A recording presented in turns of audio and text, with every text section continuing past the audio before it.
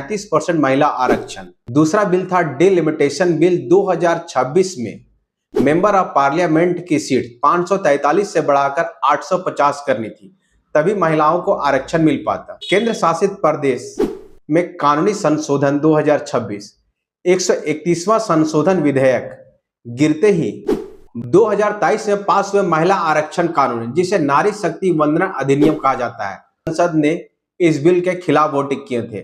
उस दिन अवैसी की पार्टी AIMIM के द्वारा महिलाओं के विपक्ष में वोट दिया गया था। हमें यह बतलाया जा रहा है कि विपक्ष ने इस बिल में वोट नहीं दिया। देखिए, विपक्ष जो है डिलिमिटेशन में वोट नहीं दिया।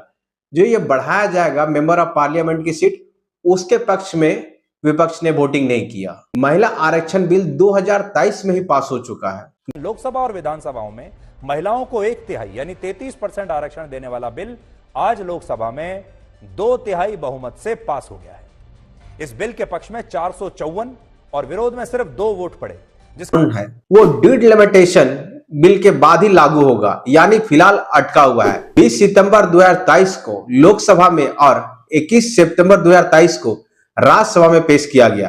राष्ट्रपति द्रौपदी मुर्मू के पास 28 दिसंबर 2023 को हस्ताक्षर के लिए पेश किया गया था। इससे महिलाओं को संसद में और विधानसभा में 33% आरक्षण मिलेगी और यह आरक्षण 15 साल तक लागू रहेगी। अगर संसद चाहे तो इसमें बढ़ा भी सकती है। प्रधानमंत्री नरेंद्र मोदी ने इसे लोकतंत्र की यात्रा में निर्णायक क्षण कहा है। आप यह वीडियो में देख सकते हैं। 3 दशक से प्रयास कर रही थी, यह हमारा कमिटमेंट था और आज हमने उसे पूरा कर दिया है। महत्वपूर्ण है, 1996 में महिला आरक्षण बिल पहली बार HD देवगौड़ा की सरकार ने लाई। इसके बाद यह बिल 1998, 1999, 2002, 2003 में लाया गया।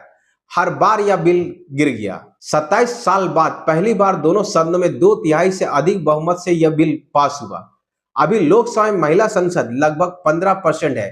बिल लागू होने पर यह 33% हो जाएगी। 2024 18वीं लोकसभा कुल महिला संसद 74 यानी पूरे 543 में लगभग 13.5% ही महिलाओं को संसद में योगदान है। अप्रैल 2026 तक NDA कुल 19 राज्य प्लस 2 केंद्र शासित राज्य में सत्ता है। अप्रैल मई 2026 में आसाम, पश्चिम बंगाल, तमिलनाडु, केरला और पांडिचेरी में विधानसभा चुनाव है।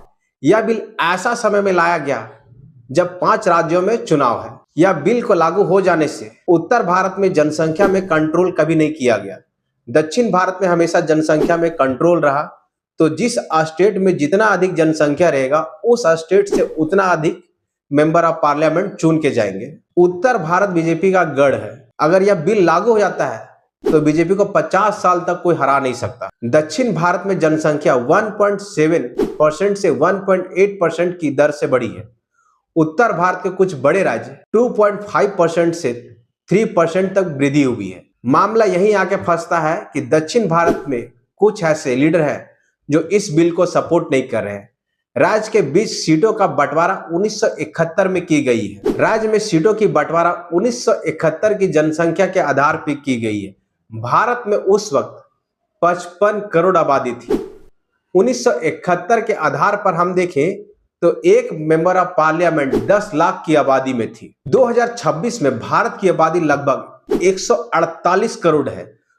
एक मेंबर ऑफ पार्लियामेंट 27 लाख की आबादी में एक मामला 2029 चुनाव से पहले हल हो सकता है?